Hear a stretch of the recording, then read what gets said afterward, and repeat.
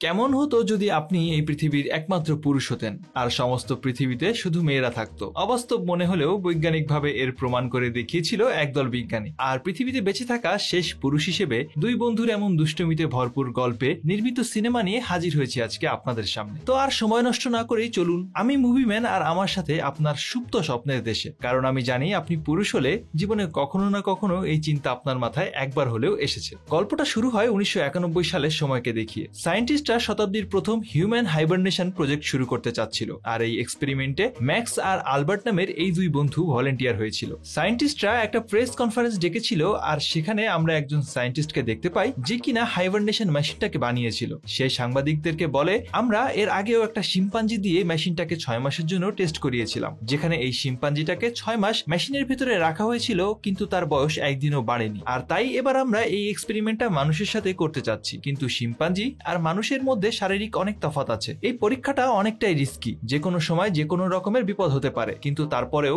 Max আর Albert এই এক্সপেরিমেন্টের জন্য রাজি হয়েছিল। এরপর আমরা দেখতে পাই তাদের দুজনকেই সেই বিশেষ মেশিনের মধ্যে ঢুকিয়ে চেম্বার অফ করে রাখা হয়, আর এইভাবে অনেক সময় কেটে যায়। এক্সপেরিমেন্টটা 3 বছর হওয়ার কথা থাকলেও প্রায় 50 বছর পর তাদের চেম্বার খোলা হয়। যখন সেই মেশিনের চেম্বার খোলা হয় তখন আমরা দেখতে পাই অবাক করা বিষয় হলো 50 বছর হয়ে গেলেও তাদের বয়স একদিনও বাড়েনি। তারা আগে ঠিক যেমনটা দেখতে ছিল এখনো সেরকমই আছে। কিছুক্ষণের মধ্যেই সেখানে দুজন মেয়ে চলে আসে তাদের জন্য খাবার নিয়ে, কিন্তু অনেক বছর কোনো খাবার না খাওয়ায় তারা আসলে খাবারের টেস্ট কেমন হয় সেটাই ভুলে গিয়েছিল। তখন ম্যাক্স বলে ওঠে, আমার চেম্বারে আমি মদের বোতল আর সিগারেট লুকিয়ে রেখেছিলাম, এখন সময় হয়েছে সেগুলো বের করা। আর তাই সাথে সাথে তার চেম্বার থেকে সিগারেট বের করে দুজনেই মনের সুখে সিগারেট ধরিয়ে দেয়। সিগারেটের ধোঁয়ায় সেখানে থাকা ফায়ার অ্যালার্ম বেজে ওঠে। তখনই আরো দুজন মেয়ে ভিতরে দৌড়ে আসে। তারা এক গাদা সাবানের ফেনা দিয়ে ম্যাক্স আর আলবার্টের হাতে থাকা সিগারেট নিভিয়ে দেয়। তারা দুজন অবাক হয়ে মেয়ে দুটোর দিকে তাকিয়ে থাকে। তারা ভাবছিল এটা তারা কেন করলো, তারা তো শুধু একটু সিগারেটই খাচ্ছিল। যাই হোক, একটু পরে অ্যানা নামের একজন মহিলা সায়েন্টিস্ট এসে তাদেরকে বলে,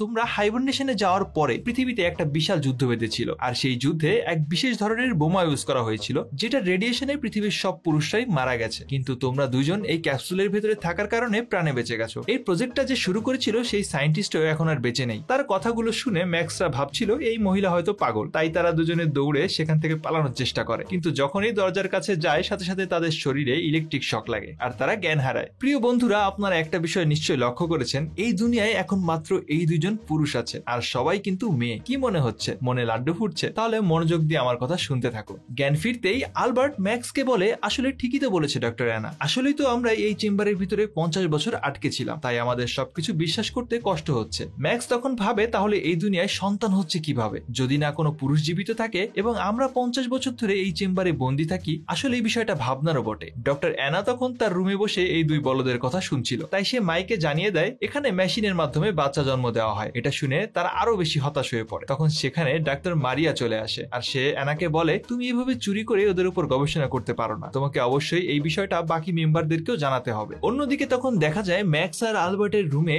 হঠাৎ ছোট টিভিতে কিছু বাচ্চারা কথা বলছে। কাছে যেতেই তারা বুঝতে পারে ছেলে মেয়েগুলো টেস্ট টিউবের মাধ্যমে তৈরি হচ্ছে। এগুলো দেখে ম্যাক্স আর আলবার্টের যেন মনটাই ভেঙে যায়। মানুষ বাচ্চাদের সাথে এমন কিভাবে করতে পারে? কাঁদো কাঁদো কণ্ঠে আলবার্ট বলে, খুব অবিচার হচ্ছে এগুলো, প্রেগনেন্ট হওয়ার জন্য তারা ইন্টিমেটই হয় না, এর থেকে বড় কষ্টের আর কি হতে পারে আমাদের জন্য। এই কষ্টে দুজন মিলে মদ খায় আর অনেক ইমোশনাল হয়ে যায়। পরের দিন সকালে ঘুম থেকে উঠে তারা চোখের সামনে ডক্টর অ্যানাকে দেখতে পায়। রাতের হ্যাংওভার এখনো কাটেনি ম্যাক্সের। ডক্টর অ্যানা তাদেরকে বলে, এখন তোমরা কেমন বোধ করছো? ম্যাক্স তখন ডক্টর অ্যানার কানে কানে বলে, যদি তুমি আমার সাথে ইন্টিমেট হতে তাহলে আরো বেশি ভালো বোধ করতাম। এটা শোনা মাত্রই অ্যানা তাকে তুলে এক আছাড় মারে। এটা দেখে আলবার্ট দৌড়ে এসে বলে, আরে ভাই, তুই কি করতে যাচ্ছিলি? এই মেয়েগুলো তো জানেই না ইন্টিমেট হলে কি আনন্দ পাওয়া যায়। এরপর কিছু গার্ড এসে তাদেরকে বিশেষ এক ধরনের পোশাক পরিয়ে সেই রুম থেকে বের করে অন্য একটা ল্যাবে নিয়ে যায়। সেখানে গিয়ে তারা বিভিন্ন ধরনের প্রাণীদেরকে দেখতে পায়, যেগুলো কিনা রেডিয়েশনের কারণে মারা গেছে। এরপর সেখানে তাদের লিডার চলে আসে। ম্যাক্স তখনও উত্তেজিত ছিল। সে লিডারকে বলে, তোমার বয়স কত? তখন পাশ থেকে একজন উত্তর দেয়, নিজেদের বয়স জানো তো? তোমরা দুজনেই তো 86 বছরের বুড়ো। কিন্তু ম্যাক্সের এতে কিছু যায় আসে না। সে সোজা সবার সামনে লিডারের সাথে ইন্টিমেট হতে তার উপর ঝাঁপিয়ে পড়ে। তখনই গার্ডরা তাকে ধরে মাটিতে ফেলে দেয় আর শক্ত করে ধরে রাখে। তখন লিডার পেছন থেকে বলে, ঠিক আছে ঠিক আছে, ওদেরকে ছেড়ে দাও। এরপর দুই বন্ধু লিডারকে প্রশ্ন করে, তোমরা আমাদেরকে কেন মিথ্যা বলছো? পৃথিবীর সব পুরুষ একবারে কি করে গায়েব হয়ে যায়? লিডার তখন বলে, সব দোষ ওই প্রফেসরের। সে চেয়েছিল এমন একটা মেশিন আবিষ্কার করতে যেটার মধ্যে পুরুষের বয়স কখনোই বাড়বে না, কিন্তু পরবর্তীতে ওই মেশিনটাকেই বোমা হিসেবে ব্যবহার করা হয় আর সেই রেডিয়েশনে সকল পুরুষ মারা যায়। এই গুরুত্বপূর্ণ কথার মাঝখানেও দুই বলদ বলে ওঠে, তোমাদের টেনশন করার প্রয়োজন নেই, আমরা দুজন পর্যন্ত আছি, তোমরা চাইলে আমাদের সাথে সবাই ইন্টিমেট হতে পারো আর বেশি বেশি করে বাচ্চা পয়দা করতে পারো। এটা শুনে লিডার প্রচন্ড রেগে যায় আর মেয়ে গার্ডদেরকে দিয়ে তাদেরকে কুত্তার মতো পিটিয়ে রুমে বন্দি করে রাখে। ম্যাক্স কোনোভাবে নিজেকে শান্ত করতে পারছিল না। সে কাঁদো কাঁদো কণ্ঠে বলে, জীবনে কখনো আমি মেয়েদের কাছে মায়ের খাইনি। আলবার্ট তাকে সান্ত্বনা দিয়ে বলছিল, টেনশন করিস না ভাই, আমরা এখান থেকে পালিয়ে যাব। অন্যদিকে দেখা যায় ডক্টর অ্যানা একা একা বসে ভাবছিল ইন্টিমেট হওয়া আসলে কেমন, আর এটা জানতেই সে সেখানকার সব থেকে বৃদ্ধ এক নারীর কাছে গিয়ে জানতে চায় আসলে ইন্টিমেট হওয়া কেমন। সেই বৃদ্ধা তাকে উত্তর দেয়, যখন দুজন মানুষ ভালোবেসে একে অপরের সাথে মিশে যায় তাকে ইন্টিমেট হওয়া বলে, আর এভাবেও তোমরা বাচ্চা জন্ম দিতে পারো। এরপর বৃদ্ধা জানতে চায় তোমরা ওই দুজনের সাথে কি করতে চাচ্ছ। ডক্টর অ্যানা বলে তাদেরকেও সার্জারি করে আমাদের মতো মেয়ে বানিয়ে ফেলা হবে। বুড়ি তখন বলে এটা তাদের জন্য মৃত্যুর থেকেও ভয়ানক শাস্তি। এদিকে ম্যাক্স আর আলবার্টকে একটা ল্যাবে নিয়ে আসা হয়েছে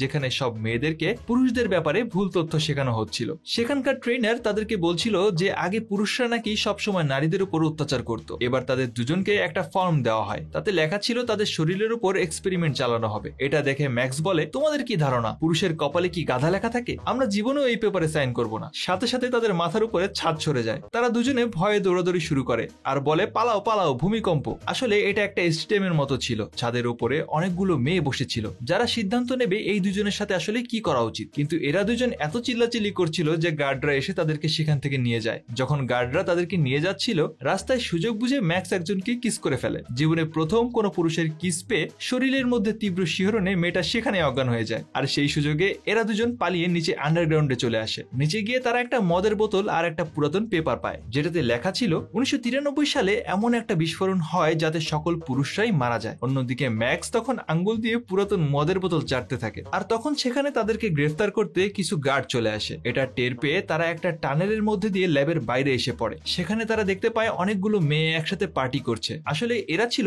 উগ্রপন্থী যারা কিনা লিডারের নিয়মই মানত না। এমন সময় দুই উগ্রপন্থী এসে তাদেরকে আটকে ফেলে আর তখন সেখানে গার্ডরাও চলে আসে। গার্ডদেরকে দেখে উগ্রপন্থীরা ভয়ে এদিকে ওদিকে দৌড়তে শুরু করে। আর এই দৌড়দৌড়ির মধ্যে সুযোগ বুঝে ম্যাক্স আর আলবার্ট পালিয়ে যায়। পালিয়ে তারা একটা লিফটে এসে উঠে দরজা বন্ধ করে অনেক খুশি হয়ে যায়, কারণ তারা ভাবছিল অবশেষে তারা পালাতে পেরেছে। আর তখন সেখানে লাইট জ্বলে উঠলে দেখা যায় ডক্টর অ্যানা তাদের পাশে দাঁড়িয়ে আছে। সে বলে তোমরা যদি বাইরে যাও তাহলে সাথে সাথেই মারা যাবে। কিন্তু এই দুইজন উত্তর দেয় আমাদেরকে পাগল বানানো বন্ধ করো, আমরা তোমাদের কথা বিশ্বাস করি না। তাই তখন এই দুই বলদকে প্রমাণ দিতে ডক্টর অ্যানা একটা মেশিনের সামনে গিয়ে তাদেরকে দেখায় সারা দুনিয়াতে বর্তমানে কেউই বেঁচে নেই, সব জায়গায় রেডিয়েশন ছড়িয়ে পড়েছে, শুধু এই আন্ডারগ্রাউন্ডে কিছু মানুষ, তাও আবার শুধু মেয়েরাই বসবাস করে। তারা দুজন তখন বারবার বাইরের দিকে মেশিনটাকে ঘুরিয়ে ঘুরিয়ে দেখতে থাকে, কিন্তু তাও কিছুই দেখতে পায় না। একটা কম্পিউটার স্ক্রিনে বাইরে রেডিয়েশন লেভেলও তাদেরকে দেখানো হয়, আর এই রেডিয়েশনে সব পুরুষ মারা গিয়েছিল। কিন্তু এরা দুজন বলে আমরা বাইরে গিয়ে মরে যেতেও রাজি আছি, তাও আমাদের টুনটুনি কেটে মেয়ে বানাতে দেব না। ডক্টর অ্যানা তখন বলে আমি তোমাদেরকে এভাবে মরতে দিতে পারি না। এটা বলেই সেখানকার গার্ডদেরকে ডাক দেয়। আর তখন চিফ অফ গার্ড এসে অ্যানাকে একটা ব্যাচ পরিয়ে দেয় আর তাকে বলে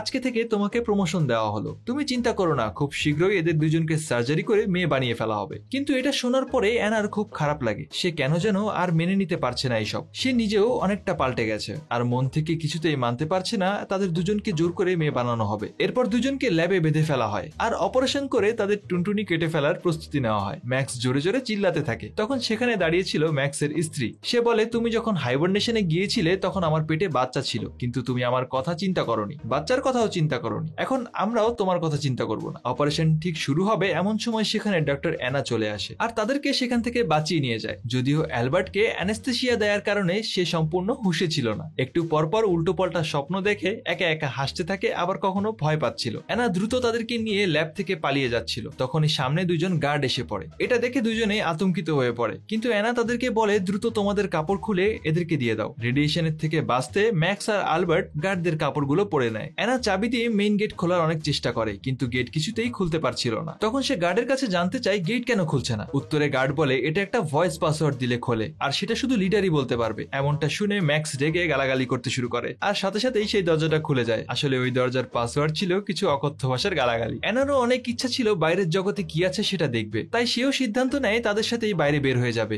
যেই বলা সেই কাজ, ওরা তিনজনে উপরে চলে যায়। গিয়ে দেখে চারপাশে ধ্বংসযজ্ঞ, চারিদিকে মনে হচ্ছে ধুধু মরুভূমি আর ধোঁয়ার কুণ্ডলী। কিন্তু যখন ম্যাক্স একটু সামনে এগোয় তখন সে একটা কার্পেটের সাথে বাড়ি খায়। সে বুঝতে পারে এটা শুধুমাত্র একটা 3D পোস্টার। সে একটা ছুরি বের করে পর্দা কেটে বাইরে বের হয়ে আসে আর বাইরে এসেই অবাক হয়ে যায়। বাইরে সবকিছুই নর্মাল ছিল। এটা আসলে মাটির নিচে তৈরি করা একটা প্রজেক্ট। তাদের সবার সামনে লিডার এই নাটকগুলো সাজিয়ে সবাইকে বোকা বানাচ্ছে। তিনজন তখন খুশিতে সমুদ্রে বনে ঘুরে বেড়াচ্ছে। বেড়াচ্ছিল আর তখনই তাদের অক্সিজেন শেষ হয়ে আসে। দম বন্ধ হতেই ম্যাক্স তার মুখের হেলমেটটা খুলে ফেলে, কিন্তু এতে কোনো সমস্যা হয় না, সেখানে আসলে কোনো রেডিয়েশনই ছিল না। এটাও একটা মিথ্যা ভয় ছিল। সবাই তখন তাদের স্যুটগুলো খুলে ফেলে। কিছু দূরে আসতেই তারা সামনে একটা ঘর দেখতে পায়। তিনজনে তখন সেই ঘরে প্রবেশ করে। সেখানে অনেক খাবার দেখে তিনজনেই লোভ সামলাতে না পেরে খেতে শুরু করে দেয়। তাদের পেছন পেছন লুসি নামের আরেকটা গার্ড সেখানে চলে আসে আর তাদেরকে বলে তোমাদের আর রক্ষা নেই। কিন্তু হঠাৎ করে সে মাটিতে লুটিয়ে পড়ে, কারণ তার স্যুটের ভেতরের অক্সিজেনও শেষ হয়ে গেছে। আলবার্ট তখন লুসিকে নিয়ে রুমের ভেতরে যায় আর তার স্যুট খুলতে থাকে। ঠিক তখনই লুসির জ্ঞান ফিরে আসে।